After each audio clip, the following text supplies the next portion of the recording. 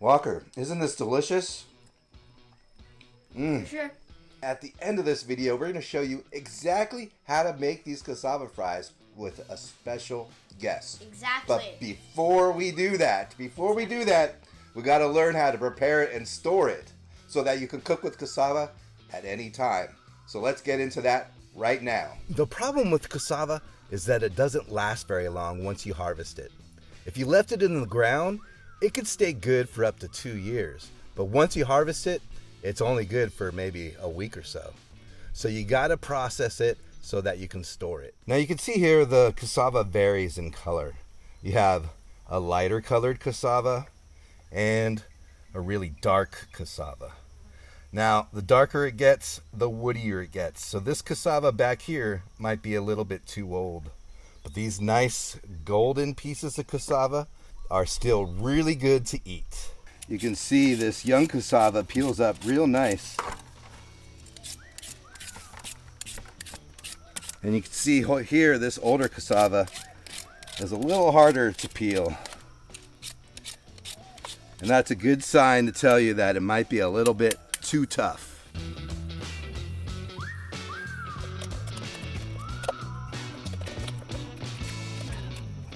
You can see there's a fibrous pith that runs along here, and that's why we're quartering these pieces. We want to cut that out so that when we go to eat it, we don't have to deal with any tough pieces of cassava. And then chop it up into cubes.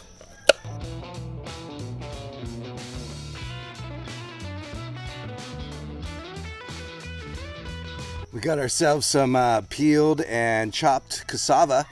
Now we got to boil it. It's important to know that you cannot eat cassava raw. As much as you may not even want to try that, cassava contains a ton of cyanide, and if you eat it raw, you can die.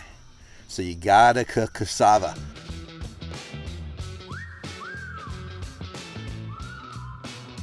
When it's done boiling, strain it, lay it out on some trays, and put it in the freezer for 24 hours. After that, you can bag it up and store it for up to 6 months. All right, so now we're gonna cook with that cassava. And we're so lucky to have someone here who actually grew up eating it and cooking with it. This is Mwenya with Afrofusion. Glad to be here. This is exciting. Happy to share. Cassava is something I've grown up with. We eat it so many different ways. I'm happy to share one of those ways with you today. And I think we'll be cooking with your daughter and mine. So this is really exciting. I'm very excited to share with you. All right, let's do it. All right, let's go. All right, so here we have Tulsi and Suhaila. They're going to be helping us cook. We're going to make some cassava fries. And you can see we are protecting the food from our hair. We've covered our hair whenever we're cooking. We want to make sure that we don't have hair falling all over the place. So we've done that. And here we have a tuber that Chelsea's dad harvested and Chelsea's peeling. So here we go. So we've cut some tuber. Can you show us some of your peeling techniques, Tulsi? Because you have some fantastic technique. Look at her cut that cassava. And we want to peel a little bit thick because you can see there's multi-layers of skin. Boil the cassava until the outermost layer is translucent. We can cook it longer, but then it becomes mushier and softer, and for making fries, they're not quite firm. But we want firm fries, so we just want it slightly translucent. We let it cool down, and we're going to cut up our fries. Now, what we're going to do is we're going to deep fry these. So you can use any oil that you prefer. We like to use grapeseed oil, avocado seed oil. You can also use, I believe it's a macnut oil. You just want an oil that allows for high temperature. We want to make sure we're using healthy fats when we're deep frying. Get ourselves a saucepan. Get it nice and hot. What would happen if there was water on here and I put it in here? What do you think will happen? It would start to bubble. It would start popping. and it's not a fun thing. So we want to make sure that whatever we're putting in here does not have moisture, does not have water. Sometimes we can't avoid it or we don't notice it. So we want to make sure that we're dressed. This is Hawaii, it's nice weather, but we want to cover ourselves when we're using oil, right? So here we go. And you see right away they start to cook. We don't want to drop them in from too far up because they pop. There, and you see the amount of oil you put. It didn't seem like a lot, but once they start cooking, the heat expands.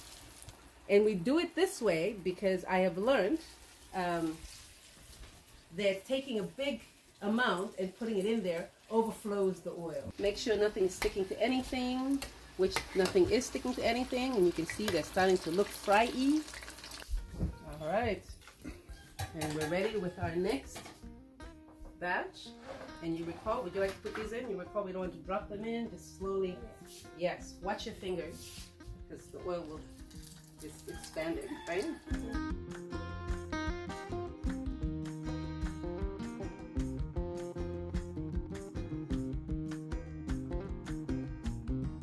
You can dress your cassava fries, much like French fries, any way that you want to, whatever makes sense to you, whatever feels good to you. This would be like your potato, but just a much yummier texture. And so we have chosen some Parmesan, a seasoned garlic salt. We have some oregano. We have a fermented black garlic that we're going to try on them. So we're going to try a few different ones. And also, we at Afrofusions sell this Bantu food product. This is shito. Shito is a Ghanaian, Ghanaian paste. Typically, traditionally made with fish, dried fish, and crustaceans.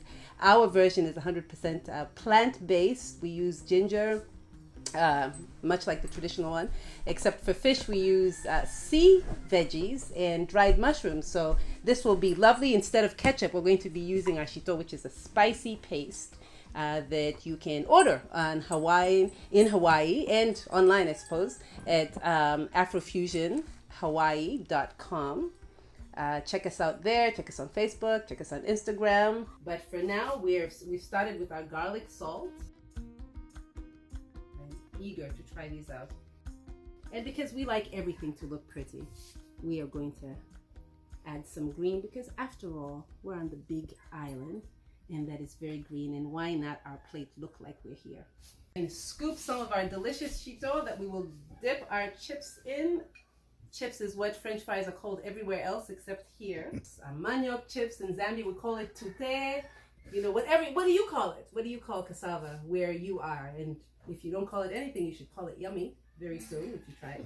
I heard you guys made some delicious fries. We did. Help yourself. Can We I have have some fermented garlic fries. We have some Parmesan fries, and we have some garlic onion. We're going to be eating with shito. All right. Yes. Just dip it in like this? Just dip it in, scoop it up, whichever way makes sense for you. Yeah. That's delicious. Yeah.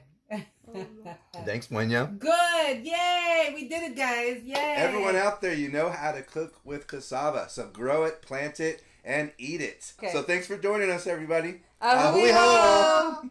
And it tastes good. All right.